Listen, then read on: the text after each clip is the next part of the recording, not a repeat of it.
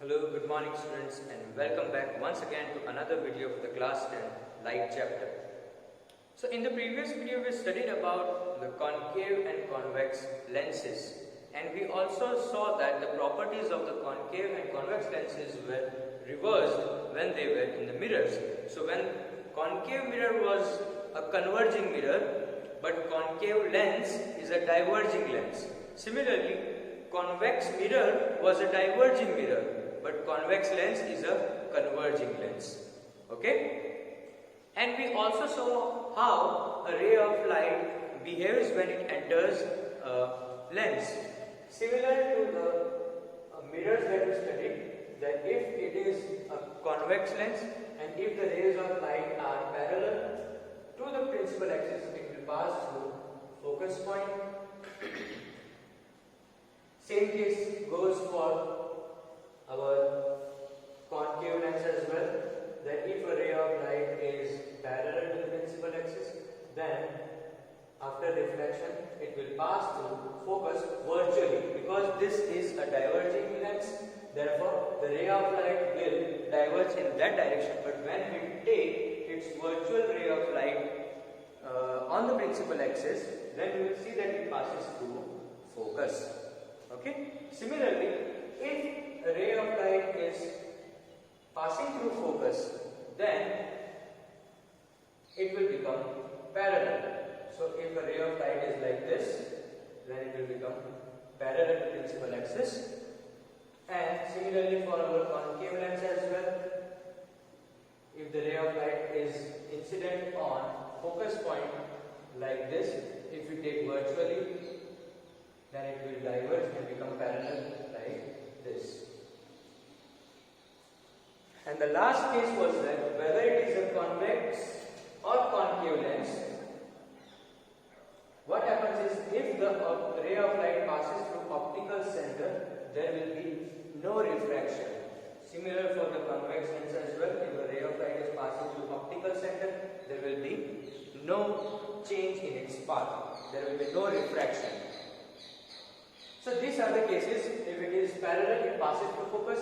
If it passes through focus, it becomes parallel in both the cases. If it is passing through optical center, then there will be no refraction. Okay students, so this was just the recap of what we studied. Now we are going to start with the image formation that we did for concave mirror. Similarly, now we are going to do it for convex lens first. Why? Because the properties are reversed. Okay?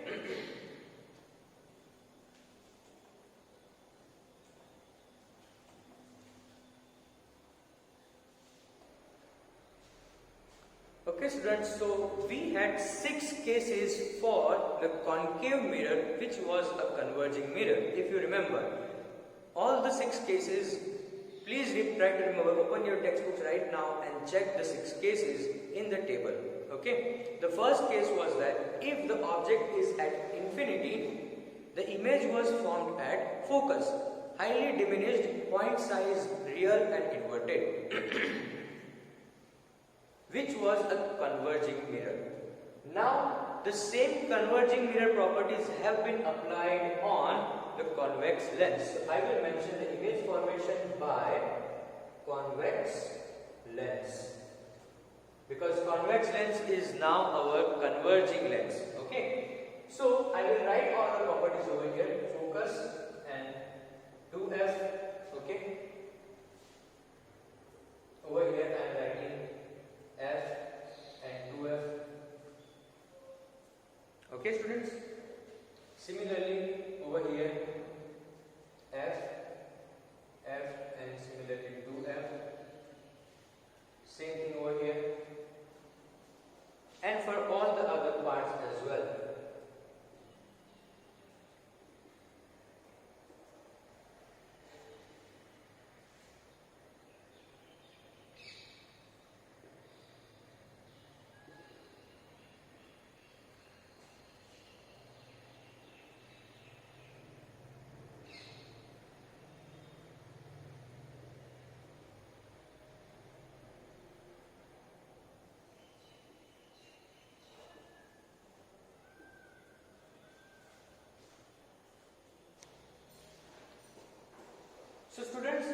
The first case was if the object is at infinity, then the image will be formed at focus. And same is the case over here. Okay, so let's say that if the object is at infinity, so over here, object at infinity, and the rays of light are coming like this. Okay, and when they are entering the lens, they will converge on F. But the only thing now you have to remember is that on this side of the lens, you have to write F1 and 2F1. Similarly, over here, F2 and 2F2. Okay, so for all the cases, F1, 2F1, F2 and 2F2. So if the object is at infinity, image will be at F2. Okay, so rays of light converging like this. Okay. Now the second case was if we bring the object closer to the mirror. In this case, we are bringing the object closer to the lens, but beyond C. So same thing over here. This 2F1 is actually our center of curvature. So we are bringing the object beyond 2F. So it will be 2F1 over here. And when we keep the object at beyond C, we get the image between F and C. Okay, in the mirror case. The same thing will happen over here. We will get the image between F and C. But the only difference is it will be on the other side. In the mirror's case, it was on the same side, that if we bring the object beyond C, it will become between F and C. Okay, so it will move from F and between F and C. So same thing over here. It will move from F over here, from F to between F and C. So how do you take the rays of light? First, you take a parallel like this, and if you take the parallel, it passes through focus like this. The second one is you take the ray of light through F, and it passes through focus like this. Okay, it becomes parallel, and the image will be formed over here.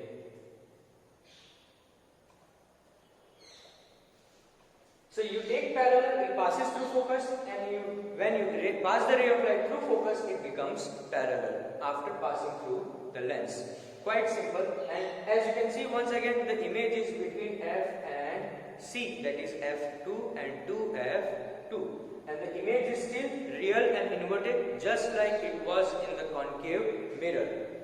The third case, if you bring the object even closer to the lens, that is on 2F2, 2F1, that is on C. If you bring the object on C, the image will be on C. So same thing, if you bring the object on 2F1, the image will be on 2F2. So this is 2F1 and this is F1, this is F2 and 2F2. So the image will be over here. I will be removing this 2F2 and writing it on the top over here. So it is easy for us to draw the ray of light. So first you take a parallel, passes through focus, and second one you pass through focus and make it parallel. So it will be like this. The image will be formed over here. And the properties, the object and the image size will be same. Okay, the object and the image size will be same. The only difference, it will be inverted. It will not be diminished, it will not be enlarged, it will be of the same size. So the same properties are being applied, the one that were on the concave mirror, image formation by concave mirror, same properties of the image will be applied over here. Highly diminished, then same size, and after that it becomes enlarged. Okay, so now we bring the object between 2F1 and F1. So if you bring the object between F and C, then the image will be beyond C. So if we bring the object between F and C like this, okay, so first we take the parallel ray of light, it passes through focus like this, and the second one is if we pass through focus like this, then it will become parallel. As you can see, it has become inverted image and enlarged image. The other thing you can do is you can take the ray of light which is passing through the optical center as well. But sometimes it might not be easy for you to pass the ray of light through focus, because if the ray of light is passing through focus, in some of the cases when you are drawing the ray diagrams, it might happen that the lens is smaller, so the ray of light might just pass away that case, no need to panic. You can take the ray of light passing through focus. So optical center. So when you take the ray of light passing through optical center, there will be no refraction and it will be a straight line once again and the point will be same. I hope it is clear to you, students. The next one is if we bring the object even closer at focus. So when we kept the object on focus, it went at infinity. So same thing will happen over here. We take a ray of light like this, it will pass through focus, and then you can take the next one that is passing through optical center, and they will be parallel. They will meet at infinity. So the object will be highly enlarged. And in the last case, if you remember, in the concave mirror, the image was virtual and it was behind the mirror. Okay, so same thing. In all the cases, you can see the image is formed on this side of the lens. Okay, so in the last case, it will be on the other side. In the concave mirror, all the images will real and it will formed on this side, and the last case was on the other side. So in the lens, it is different.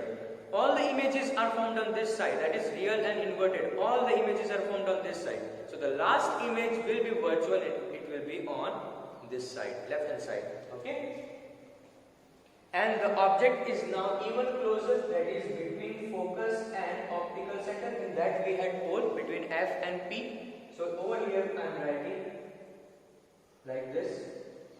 And as you can see, once I take the parallel, it goes like this. The other one I am taking to optical center, as you can see.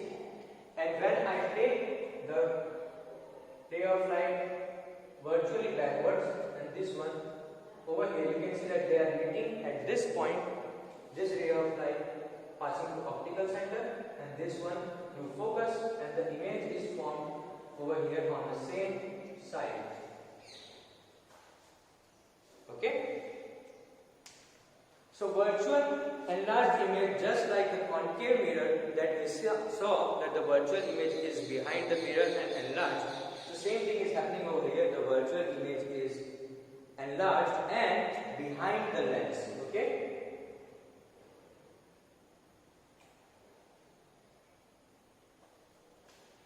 I hope it is clear to you, students. Let's revise all the objects, where the placements are and where the images are, comparing that to the concave mirror as well. Object at infinity, image at f2. Object comes closer, image comes between f2 and 2f2, that is between f and c. Highly diminished, point sized, real and inverted. Diminished, not highly diminished, because you can see the object. At that time it was point size, you cannot see the image clearly. So this is diminished, that is smaller than object, real and inverted, between f and c, that is f2 and 2f2. Okay? On 2f1, then the image is also on 2f2. So if you are keeping the object on center of curvature, the image is also on center of curvature. Just in this case, it is on the other side. Okay, so if it is on 2f1, the image is on 2f2. There is no magnification, nor diminished, nor enlarged. It is of the same size, but still real and inverted.